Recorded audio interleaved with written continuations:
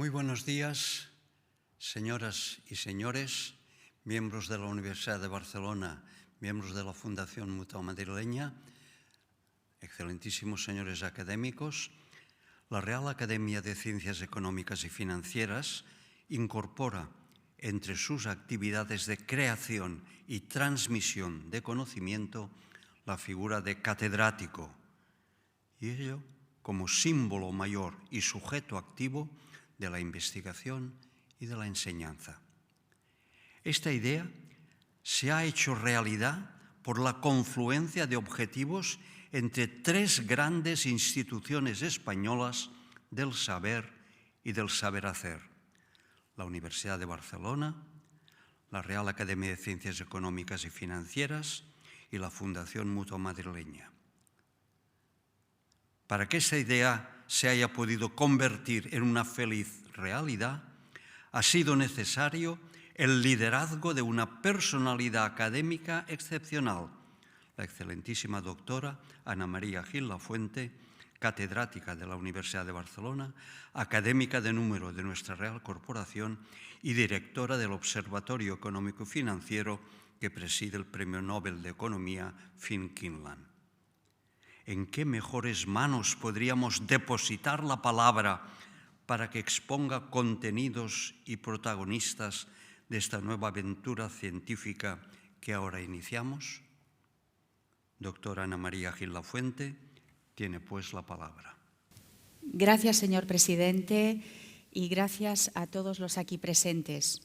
Quiero empezar dando las gracias a todos los que han hecho posible esta primera mesa redonda en el marco de la Cátedra sobre Sostenibilidad Empresarial. La Universidad de Barcelona, la Real Academia de Ciencias Económicas y Financieras y, muy especialmente, la Fundación Mutua Madrileña. Estoy agradecida e ilusionada y creo que todos debemos estarlo, porque desde estas jornadas vamos a plantear cuestiones de gran interés para la actualidad económica y social. Precisamente la propuesta en torno a la que se va a desarrollar esta mesa redonda va dirigida a la sostenibilidad de espacios urbanos y la vivienda y todos los elementos que confluyen y que la rodean. Y para ello vamos a contar con el apoyo de especialistas e investigadores aquí presentes. A mi izquierda, el señor Sander Laudy, arquitecto CEO de B01 Arquitectas, especializado en arquitectura sostenible y miembro de la Junta Directiva del Green Building Council, el organismo que vela en toda Europa precisamente por la calidad y la sostenibilidad de los proyectos arquitectónicos y urbanísticos. Ha concebido, ha planificado y ha dirigido numerosos proyectos de vivienda sostenible. Aquí a mi derecha, la profesora Aline de Castro Resende, actualmente en la Universidad del Algarve, es experta en turismo y sostenibilidad. Ha actuado en la implementación de políticas públicas de turismo y proyectos de desarrollo sostenible para gobiernos regionales en Brasil y ha colaborado en proyectos de cooperación cultural internacional en la Fundación Interarts, en Barcelona Media, en España, entre otras muchas actividades. Aquí también a mi derecha el doctor Luciano Barcellos de Paula, doctor por la Universidad de Barcelona y especialista en algoritmos para la sostenibilidad. Su experiencia internacional en consultoría empresarial se centra básicamente en el área de estrategias de sostenibilidad, gobierno corporativo, stakeholders, toma de decisiones y responsabilidad social corporativa.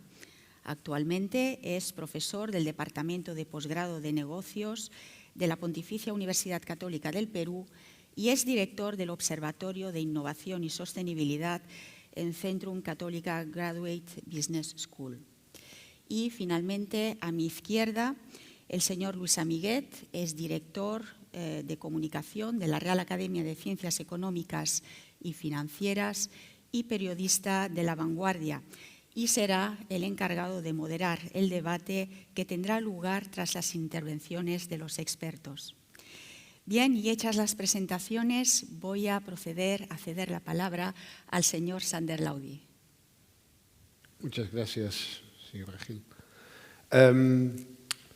Mi intervención se centrará en cómo desde nuestro despacho Y desde el Green Building Council España intentamos de impulsar la sostenibilidad en la arquitectura. No he querido dar el título de medir la sostenibilidad de edificios. Aquí ven algunos de los proyectos que desde el despacho hemos hecho, desde viviendas en La Maquinista, una central de energías verdes en Olot, el Centro Tecnológico de Leitat en Terrassa, reformas de las piscinas del balneario Vichy Catalán y el Teatro de Lloret de Mar. Y estos son todos proyectos donde en aquellas fases, en aquellos años, tal vez aún más con intuición, proyectamos para la sostenibilidad. Pero esto se está complicando mucho. No dejamos de estar en la Real Academia de Ciencias Económicas y Financieras y quiero enlazar el tema de medir la sostenibilidad con el negocio. Dos elementos que desde el Green Building Council España estamos ahora acompañando a las autoridades, al Gobierno de España y también a la Comisión Europea de definir, son, por un lado, la implementación del Emissions Trading System en el sector de la construcción. El ETS ya hace años que es operativo y vigente en otros sectores, pero a partir de 2025 también el sector de la construcción, que se ha resistido a participar en ello, el hecho que emisiones serán tasadas, nos afectará a la construcción y nos estamos preparando para ello. Y otro tema muy interesante, a mi entender, que estamos definiendo con el GBC, hablaré del GBC para no decir Green Building Council todo el rato, es la taxonomía. ¿Qué es sostenibilidad? Definir los criterios que son de aplicación al momento de que se adjudican subvenciones, al momento de que se canaliza financiación y cuando se crea legislación. No cada cosa que a veces se denomina sostenibilidad de verdad representa una reducción de la huella ecológica de aquel producto, empresa o lo que sea.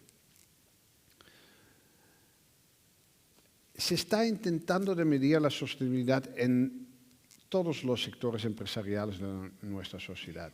La alimentación, la energía, la arquitectura, cosmética, todos tienen sus propios sellos de sostenibilidad. Todos miden cosas diferentes, porque el impacto ecológico de un alimento está obviamente en otros aspectos que no en la arquitectura. No obstante, a la sociedad todo esto se le está creando una cierta confusión y tenemos que tener claro qué cosas son comparables, que comparamos manzanas con manzanas y peras con peras y que medimos de verdad lo que causa este cambio climático que nos preocupa. Ya hace años, desde más o menos 2000, que para el sector de la construcción, LEED, L-E-E-D, Leaders in Energy Efficiency and Design, un sello americano creado por el United States Green Building Council, se está implicando en Europa. El checklist de LEED repasa unos X capítulos, que aquí los veis, Sustainable Sites, Water Efficiency, Energy and Atmosphere, esto lo sabemos todos muy bien, hablamos de la pobreza energética, la eficiencia energética en edificios. Allí hay muchos impactos, esto por lo tanto es el capítulo más grande. Y todos estos criterios que se ven aquí se pueden puntuar, con lo cual un edificio puede obtener una medalla de sostenibilidad, sea Silver, Gold, Platinum. Y este checklist está, se ha entrado fuertemente en el mercado desde los años 2000. Hay también su equivalente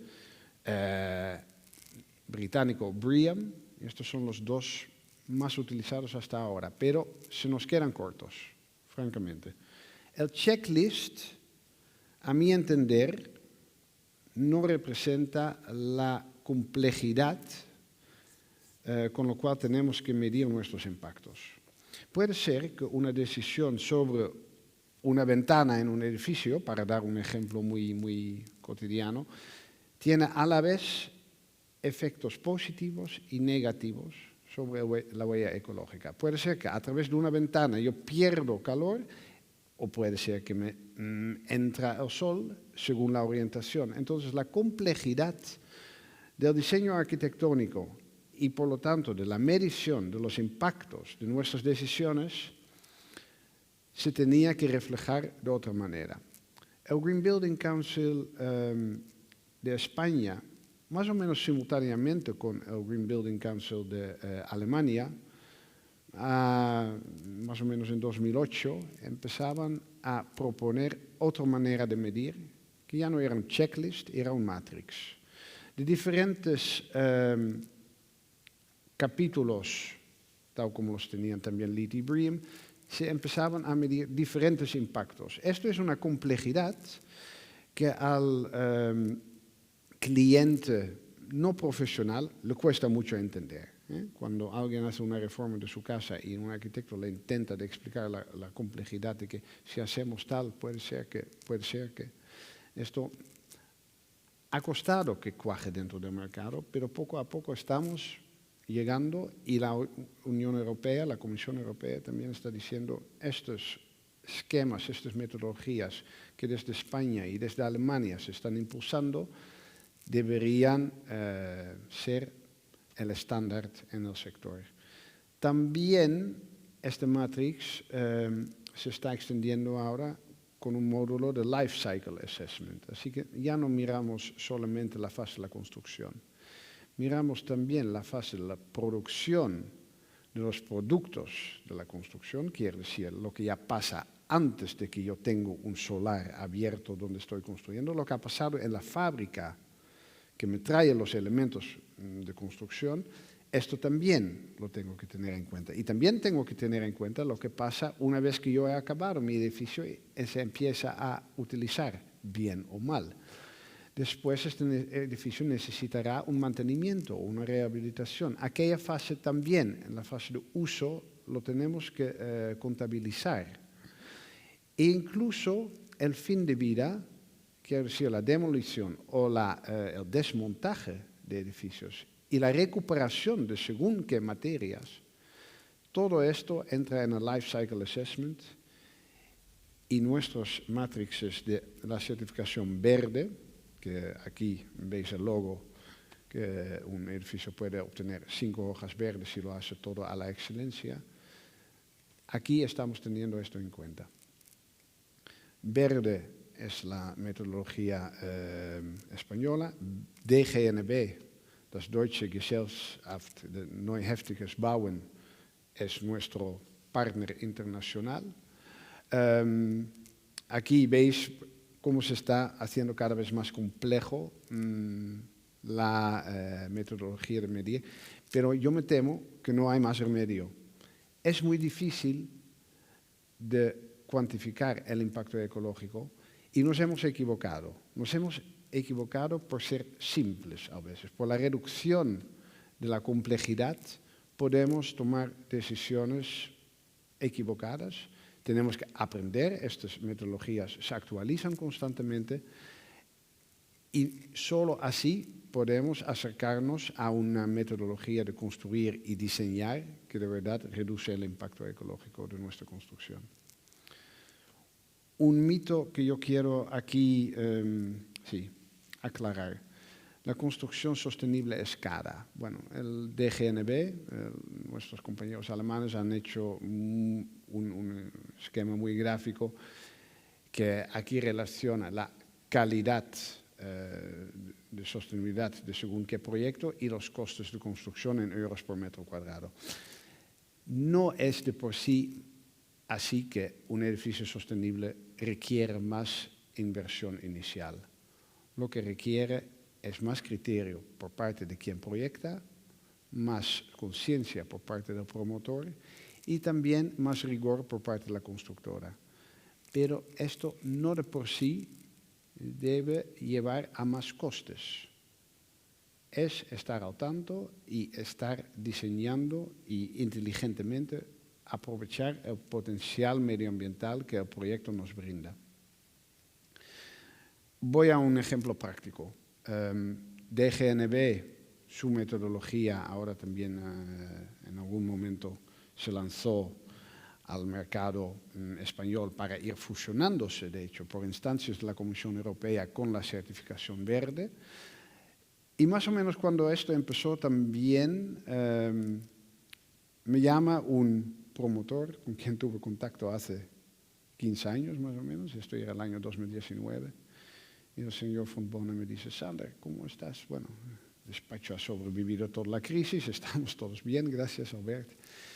Albert estaba en Aquacentor, una promotora de Madrid que es el capítulo español de Aquila Capital, un fondo alemán, que de hecho Aquila Capital está principalmente invirtiendo en sistemas e infraestructuras energéticas. Gracioso que este fondo tiene en su cartera infraestructuras energéticas y en España real estate. Bueno, suerte para nuestro despacho, fuimos invitados para un concurso y ganamos el encargo de 210 viviendas en la Marina del Prat Vermell, el barrio al lado de Paseo de la Zona Franca. Y lo ganamos porque desde nuestro despacho supimos conectar con el enfoque de eficiencia energética que este fondo Aquila Capital ya tenía en su ADN. El edificio Londres, que se está construyendo ahora mismo, de 210 viviendas, tendrá este aspecto. La volumetría ya está en la esquina de las calles Plom y Cobalt. Suponemos que acabamos el proyecto a principios del año que viene. Y os explico un poco estos criterios que en la certificación verde, pero también en la DGNB, han influido. Y de hecho, el Green Building Council de España eligió este edificio para ser uno de los 6 pilotos a nivel español para aplicar la metodología alemana al contexto español para después proceder a esta fusión. Aquí veis una foto aérea del barrio de la Marina del Prat Vermell. A la derecha se reconoce Montjuïc, al lado sur la ronda litoral y la feria también es claramente reconocible. Aquacentor se había adquirido todo el subsector 3 de la Marina del Prat Vermell, de este barrio que está en transformación urbana, que antes eran todos naves industriales y será un barrio con, creo que son unos 30.000 nuevas viviendas, nuevos inhabitantes que habrá ahí. La manzana C, ahí indicado, es nuestro proyecto del edificio Londres, los 210 viviendas. 146 del sector libre, 64 de protección oficial en régimen concertado. 8 espacios comerciales en la planta baja, 2 plantas de aparcamiento subterráneo, un jardín interior comunitario con zona infantil, piscina, campo de pádel. Aquí veis una planta baja de todas las zonas comerciales y los 5 escaleras que suben a las viviendas. Uno de los grandes aspectos que aquí reducen el impacto en la fase de uso es que nos podremos conectar a la red de distrito de ecoenergías. ¿Qué quiere decir esto? Bien, las viviendas necesitan mucha energía para climatizarse, para tener frescor en verano y para tener calor en invierno. Si esta energía, si esta climatización mediante agua fría o agua caliente llega desde un sistema centralizado a nivel de barrio a las viviendas, esto es un incremento de eficiencia muy importante que se está impulsando en muchas ciudades de Europa. Si además la fuente de este calor o frescor es cero emisiones, como lo será en el caso de ecoenergías, donde actualmente ya todo el calor se genera desde la generación de energía mediante biomasa, gestión forestal de Parcs y Barcelona, el Parcs y Jardins de Barcelona lleva todos los residuos de biomasa a la central que está en la zona franca. Quemando esto, que es un proceso natural de la combustión de materia orgánica, esto es lo que nos generará todo el calor necesario, no solo para estos 210 viviendas, suministrará calor a toda la zona que veis indicado ahora. Todo lo que hay dentro de la línea blanca, ahí es donde Ecoenergías proveerá calor y frescor mediante una infraestructura subterránea. El frescor se generará desde la regasificación de los buques de gas natural licuado. Desde el invierno pasado estamos conscientes que en Barcelona tenemos una planta liquificadora de gas, porque de repente nos llega gas natural licuado de todo el mundo, desde la crisis de Ucrania, y la regasificación esta provoca semejante superávit de frío que actualmente se disipa en el mar, y lo que Ecoenergías hará es, en vez de enfriar agua del mar, enfriarán otros líquidos, con lo cual pueden distribuir agua fría a toda la zona aquí indicado. Así que son fuentes de energía, de calor y frescor, que no conllevan emisiones de CO2. Aparte de esta gran eficiencia energética en la climatización de las viviendas, que normalmente acaba siendo unos 60% del total de los consumos de las viviendas, también generamos nuestros propios renovables en la cubierta. Hemos hecho este planteo de placas fotovoltaicas en la cubierta, teniendo en cuenta la insolación de cada espacio. Pero hay una cosa con las viviendas que nos molestó, y esto Aquila Capital lo entendió muy bien. Ellos invierten en baterías. Nosotros decíamos, en una vivienda no puede ser que unos propietarios de una cubierta con paneles fotovoltaicas tienen el mayor rendimiento de su energético en su ausencia de las viviendas. ¿Qué pasa? Nosotros tenemos un consumo, se ve abajo en la gráfica en blanco, el consumo de un hogar típico, que es por la mañana y por la tarde. Por la mañana cuando nos duchamos, cuando preparamos el desayuno, después nos vamos de casa y cuando volvemos a encender hornos y lo que sea. Entonces, lo blanco es el consumo. ¿Y qué es la línea blanca ahí al fondo? Es la generación de energía de fotovoltaica. Es decir, la fotovoltaica nos está dando energía en nuestra ausencia y lo solemos verter en la red. ¿Qué quiere decir? Que para el suministrador, quien nos compensa por solamente 40% de lo que nos cobra a la hora de que nosotros compramos energía, se está beneficiando de nuestra instalación. Por esta razón decíamos, este edificio necesita baterías, con esto podemos almacenar lo que se genera en nuestra ausencia y cuando volvemos a casa lo vamos a poner. Esto suena un poco Tesla, por un edificio que no deja de ser por 30%, conforme los mandatos de la señora Colau, vivienda de protección oficial. Pero tiene todo el sentido del mundo. La energía se tiene que consumir allí donde se genera. No hay que hacerlo rotar por todas unas redes antes de consumirlo. Es muy poco eficiente. Las baterías tenían sentido y lo estamos poniendo.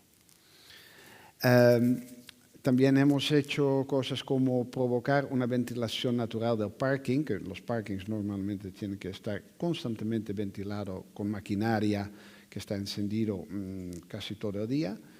Esto mediante una elaboración arquitectónica que también trae luz natural al parking, es muy bien posible. Pero es pensar un poquito más allá de lo normal y convencer a los bomberos, por ejemplo, que esto es una buena opción. Es trabajo, pero no son sobrecostes, más bien son ahorros. Yo a la promotora le he ahorrado aquí una instalación que tenía que climatizar toda la planta -1 del parking y lo han apreciado mucho. Obviamente la radiación solar, que es determinante para el confort en cada vez más meses del año.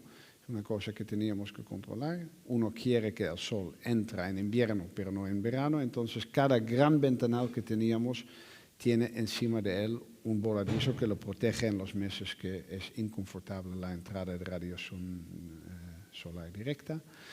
Y hicimos también un estudio de la fachada en función de las sombras. Las ciudades son unas islas de calor, se llaman. El asfalto oscuro y todas las superficies negras absorben calor en verano. Lo blanco no tanto, los ibicencos lo saben muy bien.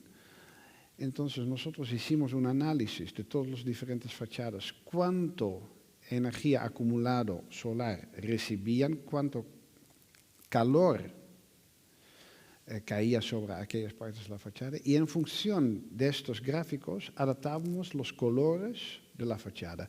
Si los árboles echaban sombras o los edificios vecinos, entonces aquellas partes del edificio podían tener una fachada más oscura. Las partes desprotegidas del sol,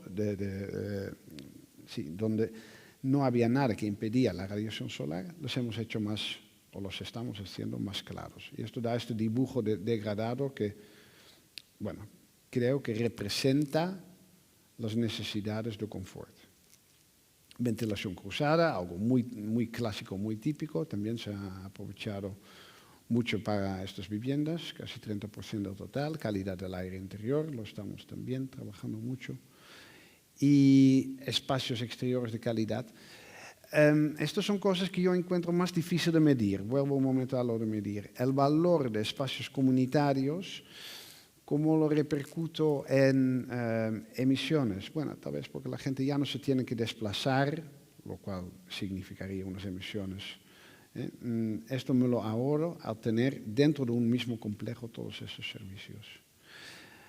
El DGNB nos obliga a un análisis de ciclo de vida, entonces esto lo estamos haciendo y otra vez en todas las diferentes fases y de todos los materiales tenemos que obtener los certificados que podamos.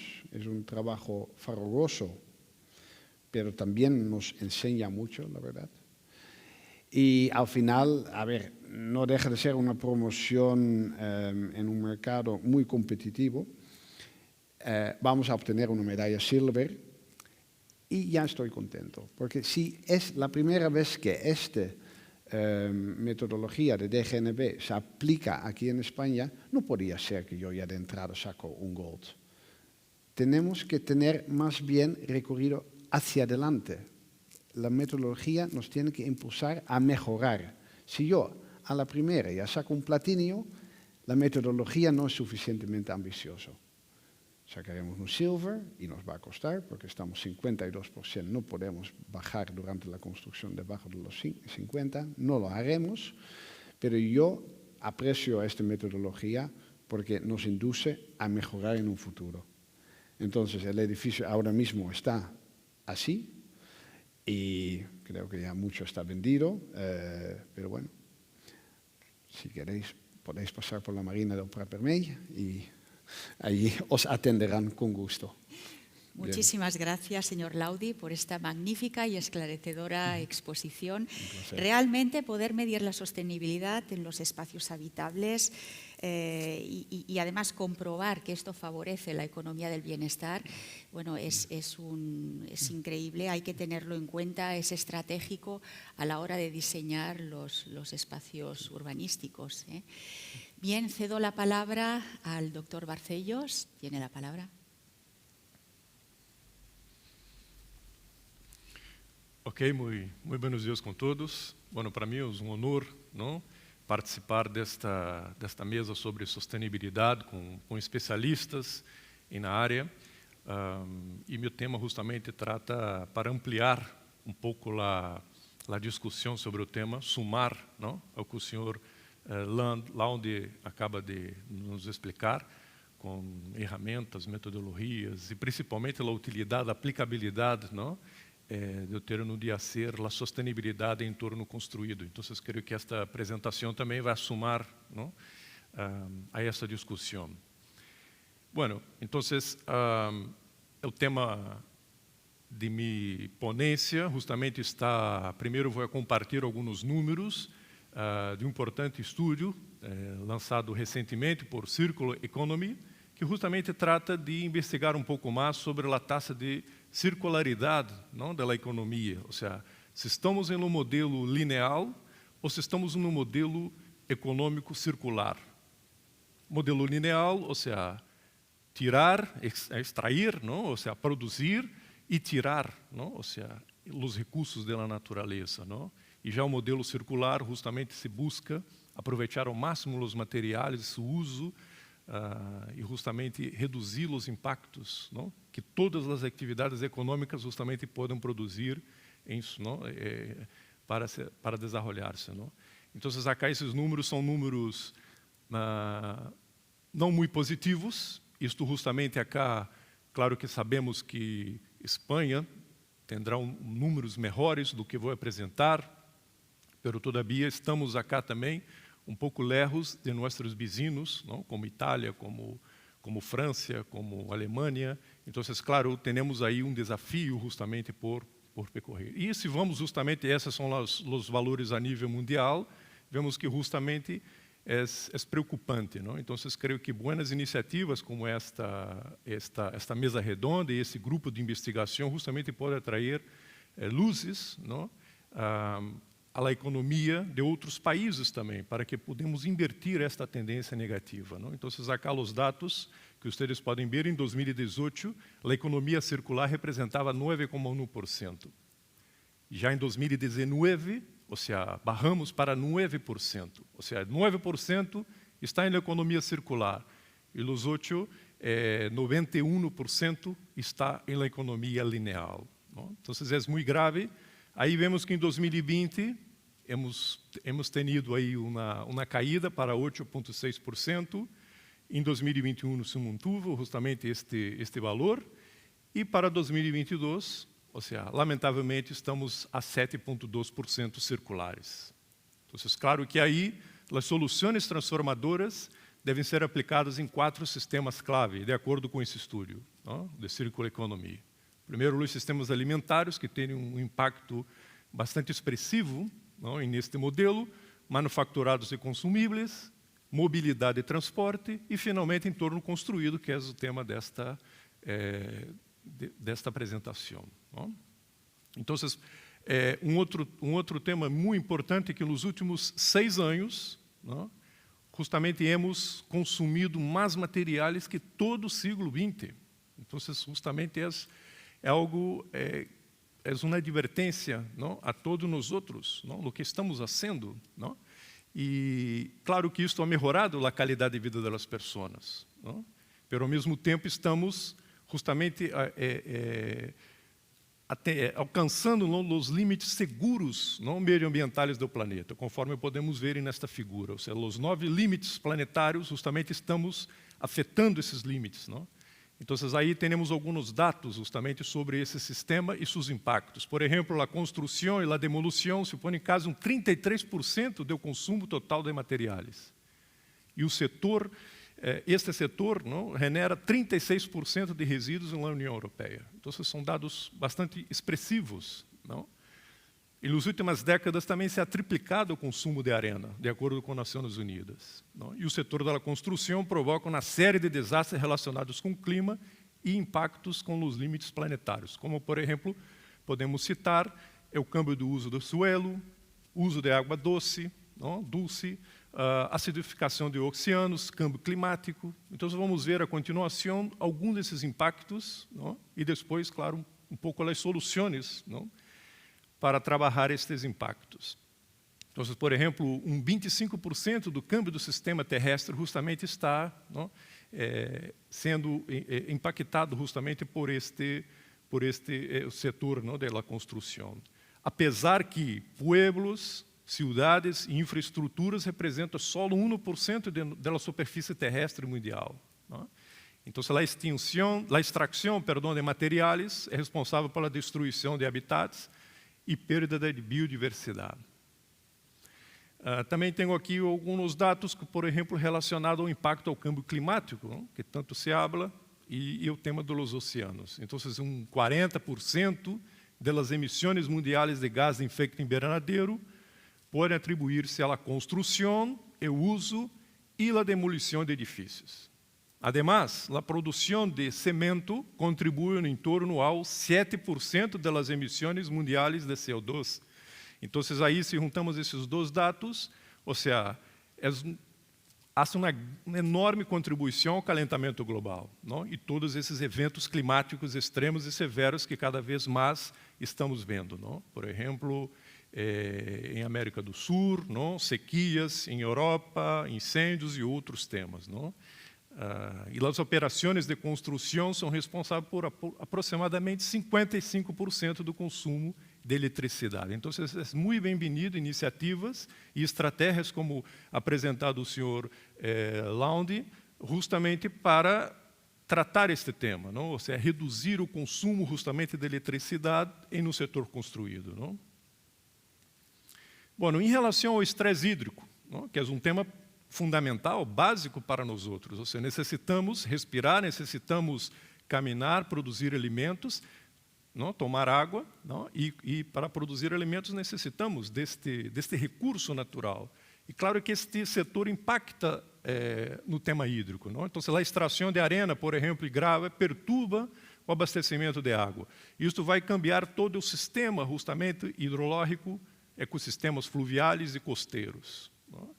E também outro dado muito importante é a produção de materiais de construção, como cimento, acero, vidro, produzem, para ser produzidos, consomem bastante água, não? Então, aí, como consequência, não? Isto vai afetar a pesca, não? A alimentação, a produção de alimentos. Então, aí temos todo um cenário que devemos cuidar, ou seja, e esta manhã eu estava conversando com o Dr.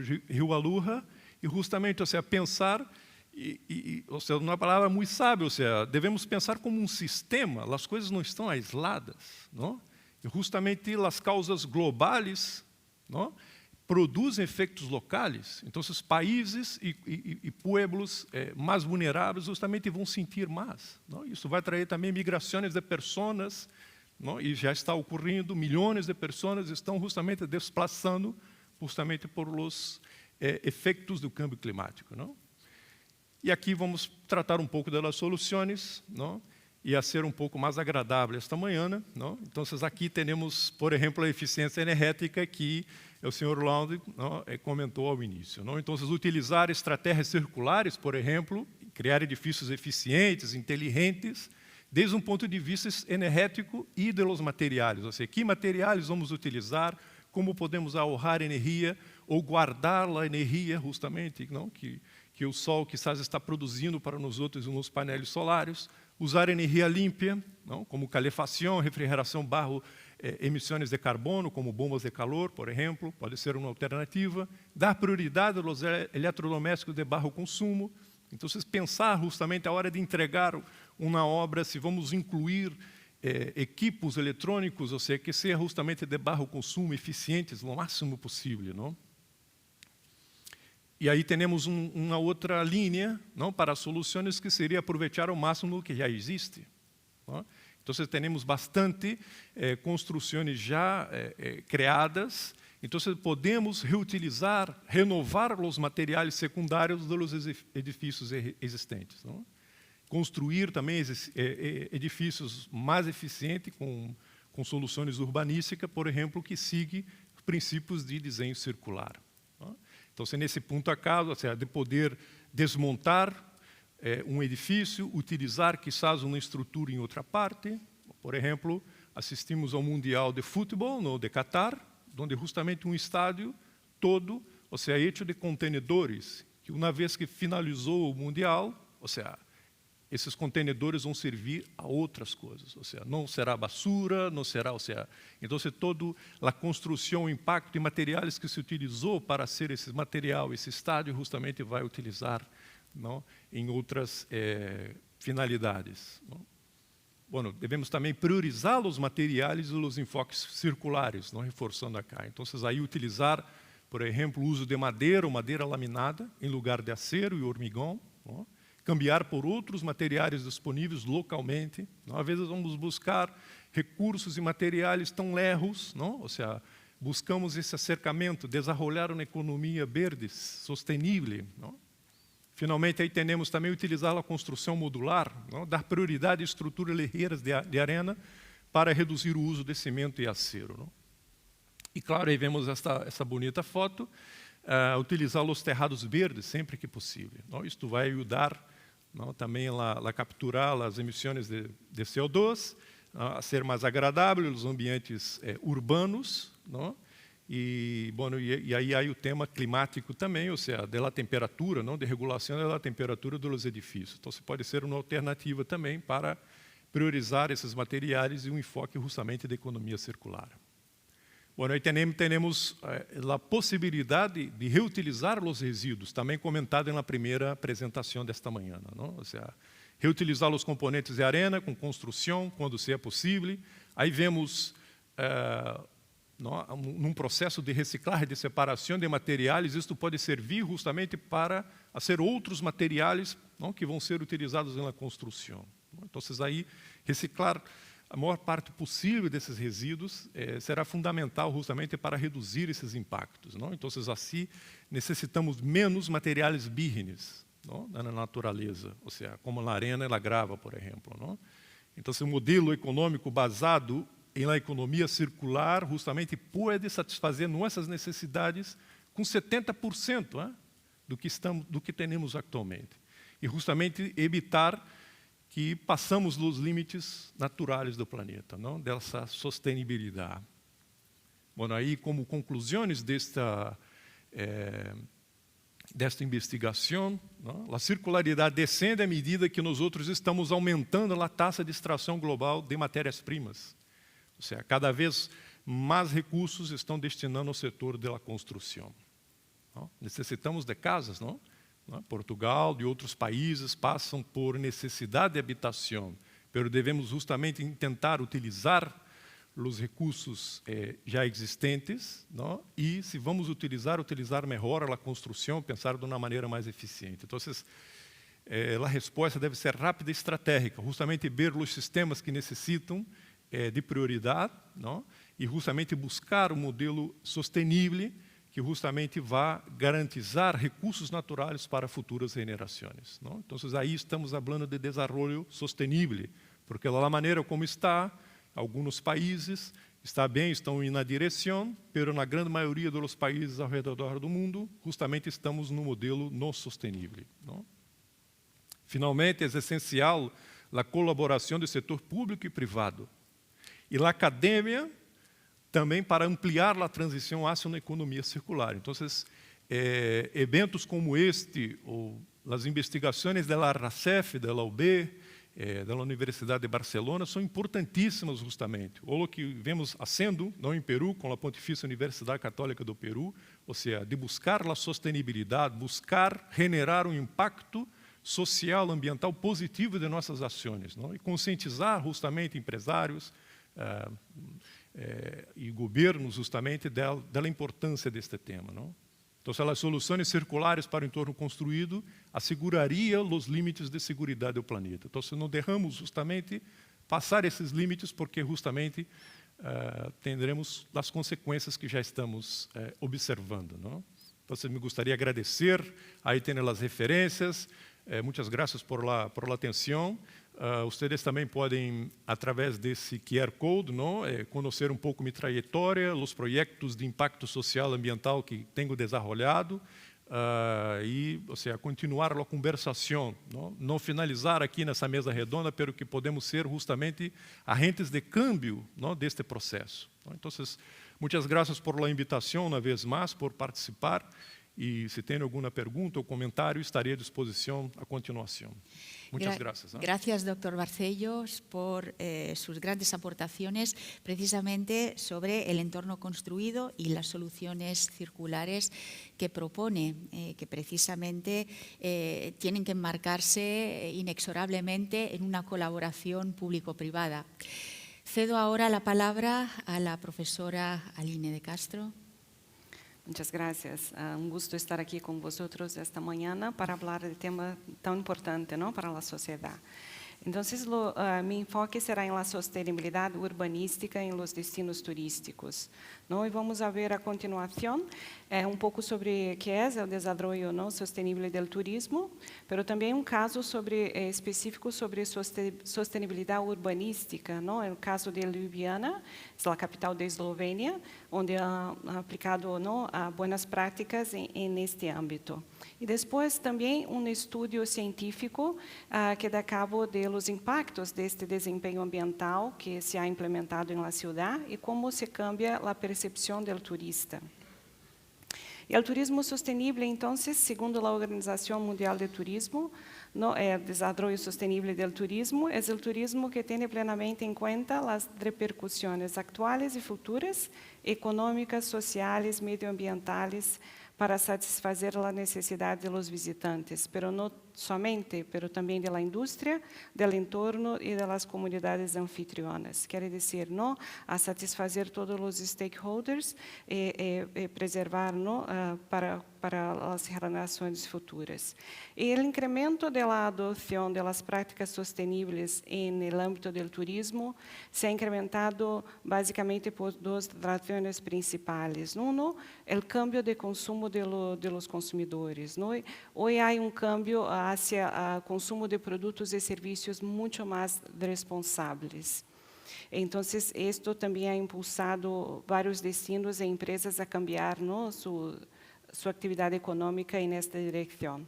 Y la propia industria, ¿no?, como vemos, los retos medioambientales, también económicos de empresas y destinos turísticos también hacen com que há replanteamento, ¿no?, da atividade econômica no âmbito do turismo.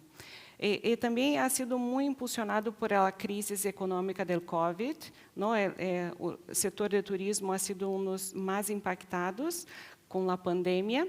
E isto ha hecho, ¿no?, como tempo para refletir e reflexionar e pensar como vamos a continuar com o mesmo sistema que estamos fazendo hasta hoje ou vamos a começar de novo, pero de uma maneira distinta. Então, a sustentabilidade ha passado a ser tema principal de vários destinos, né, de como replantear-se. As vantagens são muitas, não? Há muito que estudiosos, não, enumeram as vantagens, mas aqui vamos a centrar em três solamente. Seria a competitividade. Aumenta a competitividade, não, de destinos turísticos, mas também das empresas, não, quando se adopta estas práticas. A mitigação dos efeitos negativos do turismo, pero também aumenta o valor da marca e também a reputação. E isto é muito importante porque faz com que o turista tenha ganas de regressar, não? A repetição do destino hoje é tema muito relevante para a indústria do turismo, porque é muito mais barato volver a ter o consumidor, não, que captar novos clientes, não? E ha sido uma estratégia para sair da crise do COVID, porque para destinos onde já se conhece, tem menos medo ao COVID, então a gente regressa. Então, vamos a ver este caso prático de Ljubljana. Ljubljana é a capital da Eslovênia, é país, não, na Europa, que está na União Europeia, que está cerca da Itália, está muito cerca, não, de nós outros aqui. E é uma cidade de 300.000 habitantes, pero que em 2019 ha recebido 1 milhão de visitantes. E hoje é destino já muito consolidado turisticamente, principalmente de 2014 até 2019 se ha dobrado o número de visitantes e de dormidas também. Pero é uma cidade que tem uma visão estratégica muito interessante, que é convertir-se em destino com o estilo de vida mais sustentável do mundo. E ha começado esta jornada em finales de los anos 2000, e com isso ha podido cosechar, ¿no?, muitos prêmios. Por exemplo, ha sido Capital Europeia Verde em 2016. Ha sido o galardão também de melhor destino turístico da Europa em 2022. E por 7º ano consecutivo está entre las 100 ciudades más sostenibles del mundo. Y además ha ganado el premio máximo de Green Destinations, que es una institución internacional que certifica destinos y regiones, ¿no?, en relación a sostenibilidad, y ha sacado un Platinum, que es el más alto grado, ¿no?, de relevancia. Y solamente entre 2016 y 2020, la ciudad ha adoptado más de 700 iniciativas medioambientales. Y lo más importante es que no ha sido con enfoque en el turista, pero ha sido en enfoque en sus habitantes. Y claro que con esto se aumenta, entonces se mejora la experiencia de los turistas en la ciudad. Y entonces el centro de la ciudad es peatonal, es prohibido ir en auto. Pero este cambio, esta transformación en la parte de transporte público ha empezado en 2013. Antes, el centro era, ¿no?, se podía ir en autobús convencional, en auto, pero hoy no. Hoy es cerrado y solo a pie, o también hay estos vehículos aquí que se ven verde, que son vehículos eléctricos, se pueden moverse ahí por el centro de la ciudad. Y también se gaba por... no puedes ir en auto, pero puedes ir en su tabla de surf hasta el centro de la ciudad, ¿no? Y han podido implementar más de 300 kilómetros de rutas en bici, ¿no? También Ljubljana es una de las ciudades más verdes de toda Europa, porque tiene más de 500 metros cuadrados de bosques por habitante, per cápita. Entonces, por habitante, ¿no? Tiene más de 500 metros cuadrados de área verde, siendo una de las más grandes de Europa. Entonces, hubo un cambio, esta transición hacia un transporte público ecológico, que empezó, ¿no?, y se han ampliado, no solamente las bicis compartidas, por ejemplo, los autobuses ecológicos, pero también el sistema de puedes compartir un coche eléctrico, ¿no? Entonces, aquí tenemos una foto desde el aeropuerto, puedes ir en autobús, pero también puedes ir en coche eléctrico compartido, ¿no? Y las zonas, entonces, la área peatonal de la ciudad cubre ahora más de 10 hectáreas en el centro de la ciudad. Y esto hace poco más de 10 años era muy distinto. Entonces, aquí vemos un ejemplo de voluntad, ¿no?, de política bastante interesante. A la izquierda vemos aquí una planta de reciclaje que es de una de las más eficientes que hay, ¿no?, en el mundo. Es un case de suceso que es visitado por países como la China, por ejemplo, y otros países fuera de la Unión Europea. Aquí se recicla 98% de todo que entra, y no solamente de la ciudad de Ljubljana, pero de los 58 ciudades alrededor, ¿no?, de la capital del país, lo que atende a la mitad de la población de Eslovenia. Y con estas acciones, ¿no?, de gestión de residuos, hoy Eslovenia está en el segundo puesto de la Unión Europea, perde solamente para Alemania. Alemania está en primer puesto, entonces tenemos 67% de separación de residuos en todo el país, en cuanto el promedio europeo es 48%. ¿No? Y aquí la circularidad, aquí en España vamos por 35%. Entonces, es un número bastante significativo. Y a la derecha vemos ahí áreas de parking, donde no estão conectadas solamente com os trens, não? Como se suele fazer em Europa, muitas vezes vamos à estação de trem, deixamos o auto e vamos em trem. Mas sim com buses, não? Os buses funcionam, são ecológicos, funcionam com metano, e são 390 quilômetros de linhas de transporte público. Então, como não podes entrar em auto no centro da cidade, não podes optar por este sistema, por exemplo. E a cidade ha sido fundadora signatária desta rede de cidades que estão comprometidas com a circularidade. Em maio de 2020 ha sido fundada este grupo e eram 28 cidades e hoje já são 73 cidades que estão involucradas. E chama a atenção porque são uma dezena de países, não, que fazem parte. E Portugal e Espanha têm o maior número de cidades comprometidas com a circularidade. Em Portugal são 12 e em Espanha são 9 cidades de regiões que vão desde Sevilha, Múrcia, pero aqui em Manresa e também em Vallès Ocidental. É uma região que está subscrita a esta declaração. E acabam de lançar reporte, informe sobre os 2 últimos anos e as boas práticas que se han levado a cabo neste período em las cidades. ¿No? Então, agora vamos a centrar-nos mais no desempenho medioambiental destas iniciativas, ¿no? Que hemos comentado, pero desde uma perspectiva científica. O estudo destas investigadoras ha sido lançado em 2021 e tem aportes muito interessantes. Primeiro, que é estudo sobre o entorno urbano. Se suele ser, medir o impacto ambiental, pero em destinos de natureza. Pero neste caso, é uma cidade que ha adotado estas práticas e se verifica como isto impacta na percepção del turista, como é vista a imagem do destino. E então, pouco para situar-nos, que seriam as iniciativas proambientales, são atividades, processos e práticas que permitem minimizar o impacto negativo no meio ambiente.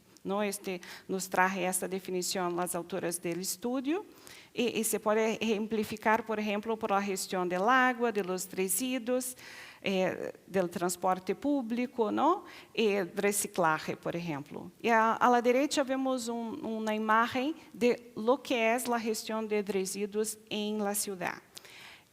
Não há nenhum basureiro exterior, é todo subterrâneo, todo. Não há nenhum, de recorrida de basura doméstica, não há. E também os habitantes lo acedem a este sistema por uma tarjeta magnética. Você paga uma taxa mensualmente para ter direito a poner sua basura. São 5 tipos de coleta que são hechas, o plástico, o vidro, o papel. Isto sim se pode usar de maneira indiscriminada, pero o compostaje e os resíduos não aproveitáveis têm limite de uso por mês. Então, para incentivar também o reciclagem e o consumo também responsável das coisas. Então, isso chama a atenção de todos os visitantes. Então, a metodologia do estudo é que se ha abordado, encuestado, uma muestra de turistas internacionais. Quando chegam e quando saem do país. Primeiro, sobre a expectativa de que vão visitar, em relação à sustentabilidade. E depois, a percepção, se han observado alguma iniciativa em favor do meio ambiente. Os resultados são muito interessantes, porque desde o princípio se espera encontrar uma cidade sustentável e responsável, Pero depois da visita se ha incrementado muito estes números. Se vemos aí o meio da tabla, de 70% ha passado a mais de 80%, uma cidade amiga ao meio ambiente e sustentável.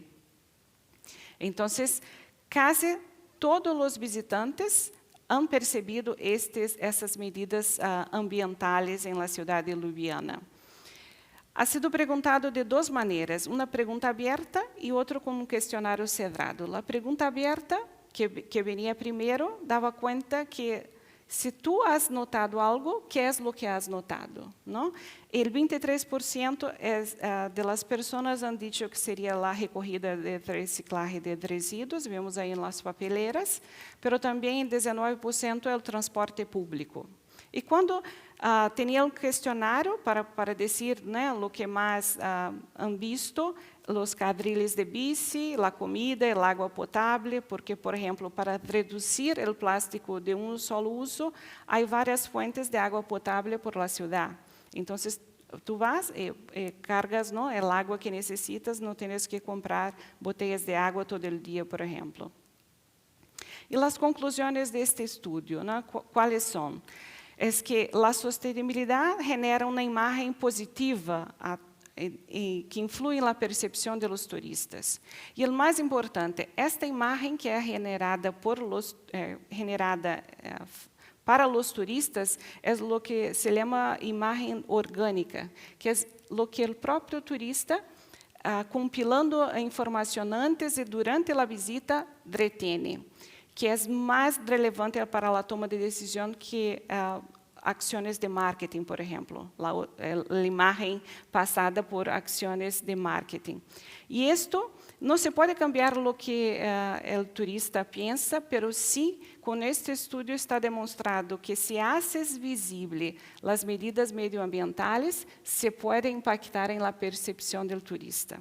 Y esto es muy importante porque esta percepción es fundamental hoy para la elección del destino turístico, ¿no? Todos quieren ir a destinos saludables, responsables con el medio ambiente, que esté limpio, que esté seguro, que esté mejor gestionado.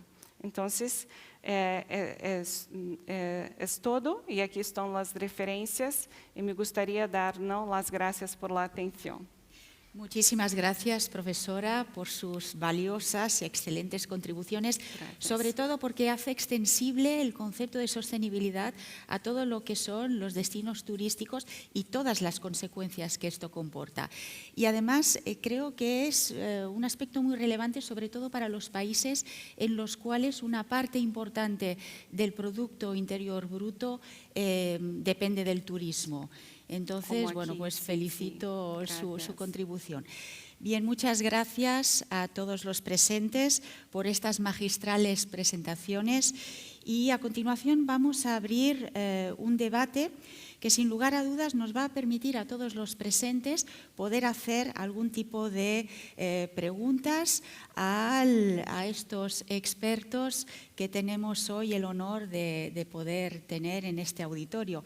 En este sentido, voy a cederle la palabra al señor Luis Amiguet para que pueda moderar el debate. Estupendo, pues iremos rápidos porque vamos una hora de presentación apasionante. Yo empezaría hemos hablado, digamos, una exposición desde 3 ángulos que ilustran perfectamente el problema, pero ustedes han apuntado puntos a realizar. ¿Quién? Esta es la pregunta para los 3. ¿Quién debe, no sé cómo decirlo, imponerlos, indicarlos? El doctor arquitecto Laudi explicaba, por ejemplo, que la alcaldesa de Barcelona dictó una normativa hace 5 años por la que los constructores debían reservar un 30% de cada promoción, y así lo ha hecho usted en su trabajo, para vivienda social. Y además, con una, pensemos global, pero actuemos local, ¿verdad? Estamos en Barcelona, con una normativa medioambiental muy exigente. La pregunta, pues, va para los 3.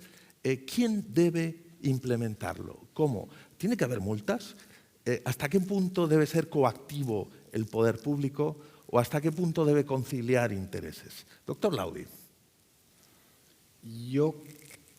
Mi opinión personal es que es triste, pero contaminar es barato. Contaminar es barato, Contaminar es un buen titular. es barato. ¿Y qué hay que hacer para que sea más caro? ¿Multas? ¿Normativa? ¿Hasta qué punto debe ser coactivo el poder público? Normativa. Yo digo normativa. Y puede ser tan sencillo como el ejemplo de la ciudad de Barcelona. Lo que ha hecho bien, creo, es, por ejemplo, reducir las exigencias en cuanto a la cantidad de aparcamientos que tenemos que generar cuando hacemos un edificio como este. Con normativas anteriores, yo tal vez tendría que haber hecho una 3ª planta subterránea de parking. La huella ecológica de aquella construcción, bajo rasante, con agua freático, con todo el hormigón que esto requiere, hubiera sido muy grande. Ahora, las realidades, bueno, se imponen también a nosotros. La gente tiene menos coches que antes. En la ciudad, la coche ya no es tan esencial como lo era. En aquel momento, en este caso, una administración local tiene que corregir sus normativas y decir, ya no exigimos tantos parkings, que anteriormente lo hicimos para aliviar las calles una sobrepresencia de coches. Y usted, señor Laudi, con 2 plantas ya ha cumplido. Esto es un ahorro, eso está bien. Las administraciones tienen que estar al tanto de lo que la sociedad requiere y adaptar sus normativas a estos. Multas, suena tan mal. Llamámoslo tasas.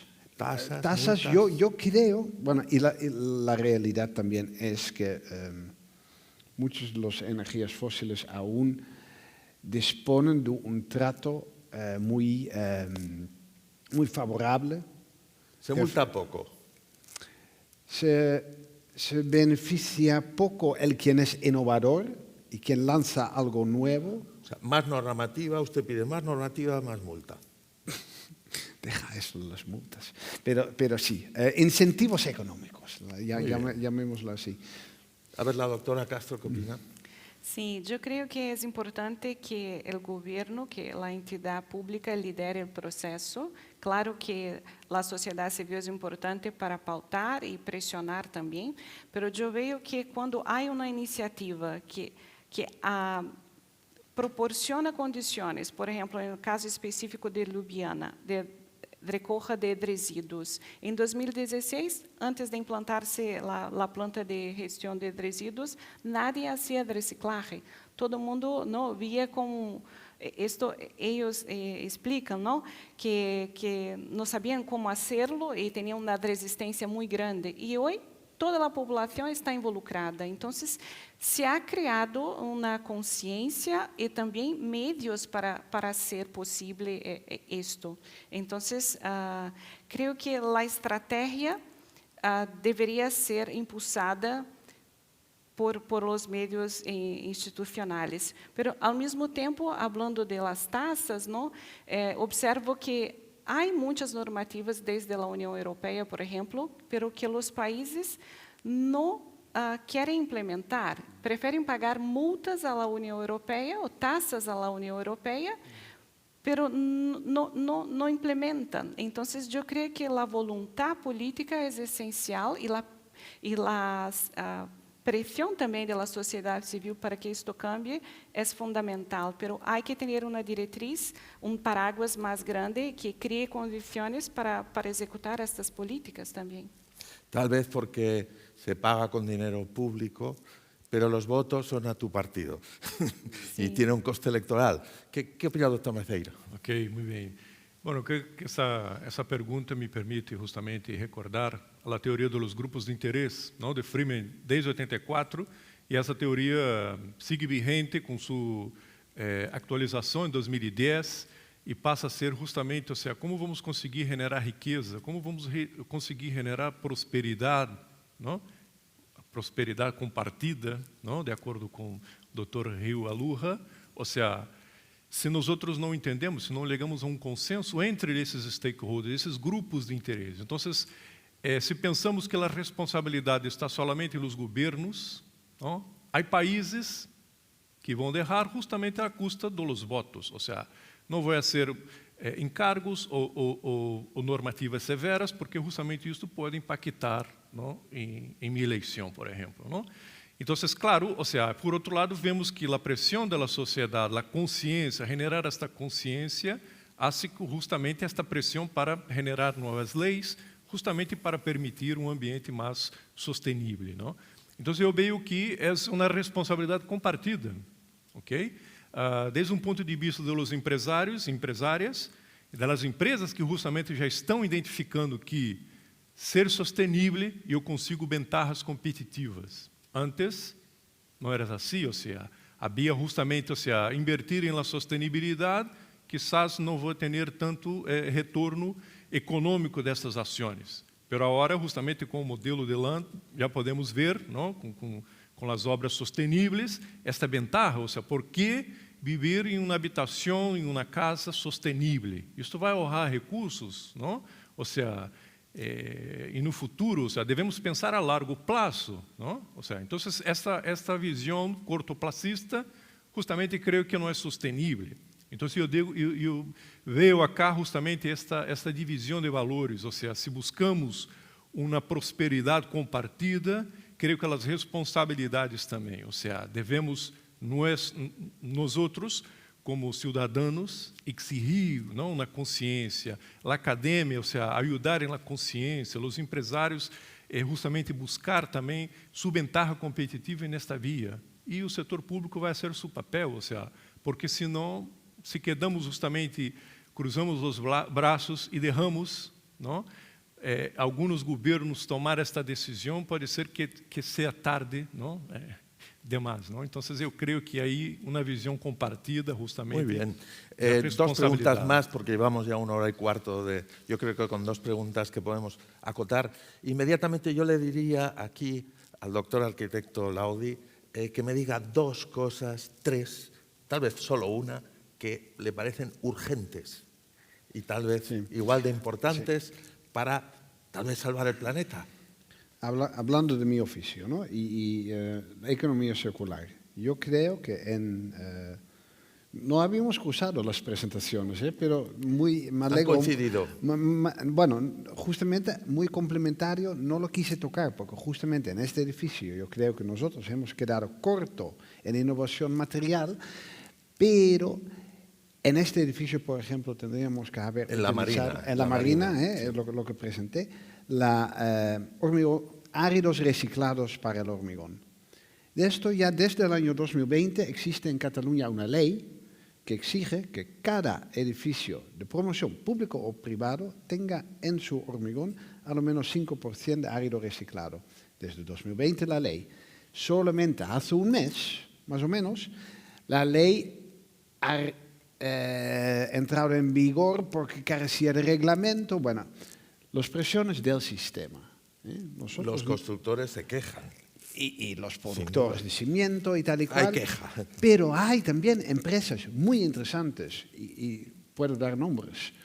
Hercal en Terrassa, que es un gestor de residuos, que sabe lavar muy bien lo que usted enseñó, de la selección de material de la demolición, se puede convertir en un negocio, en un buen producto de calidad.